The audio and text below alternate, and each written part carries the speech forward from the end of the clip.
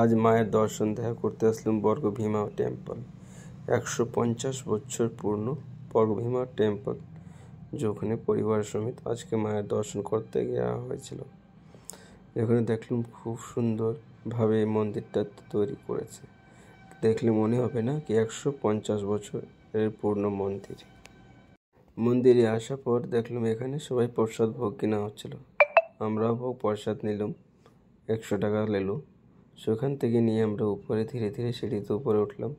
অনেকটাই ভিড় ছিল, দুপাশে অনেকটাই লোকজন ভর্তি ছিল। ভিতরে যেভাবে আমরা পরিবেশ করলাম, প্রথমেই দেখলাম এখানে মার মন্দিরে সবাই সিঁদুর দিয়ে এখানে করছিল। তারপরে দেখলাম এখানে চুন্ডি দিয়ে সবাই বাঁধেছে। এবার মনে হচ্ছে তার ভিতরে দেখছি আবার খাওয়া দাওয়াও হচ্ছে, যে ওখানে 110 টাকা দিয়ে নিয়ে শুধু নানা রকমের খাবার দিচ্ছে। ডাল, ভাত, 2 রকমের সবজি, ক্ষীর, চাটনি, মাছ, এত রকমের খাবার আমরা ভাবতেও পারি না। সবাই মায়ের প্রসাদ বলে এখানে বিতরণ হচ্ছে। এই মায়ের প্রসাদ চাপানোর পর সবাই খাওয়া হচ্ছে। মানে আপনাকে এখানে ভিতরে বাইরে খেতেও হবে না, আপনি এর ভিতরেই খেতে পারবেন। তারপরে খাওয়া দাওয়া হওয়ার পরে আবার একটু ঘোরা হলো।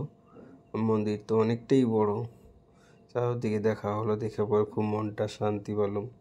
মায়ের দর্শন হলো, খুব খুশি হলাম। আর মনে হলো হ্যাঁ, এত আপনাদের সবাইকে একটা রিকোয়েস্ট জানাই, একবার কিছু না হলেও কমেন্টসে জয় মা বর্গভীমা লিখবেন। আপনার মনে সব শান্তি আর পূর্ণ হবে। থ্যাংক ইউ, ধন্যবাদ জানালাম। আর একটা কিছু কথা বলার ছিল, সেটা আপনি সবাই শুনেন আর জেনে নেন। মা দর্শন করার পর সবাই মায়ের কমেন্টস লিখো জয় মা বর্গভীমা।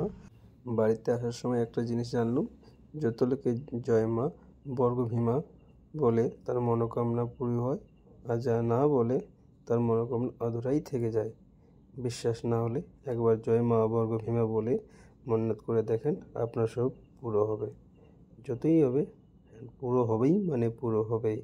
জয় মা বর্গভীমা।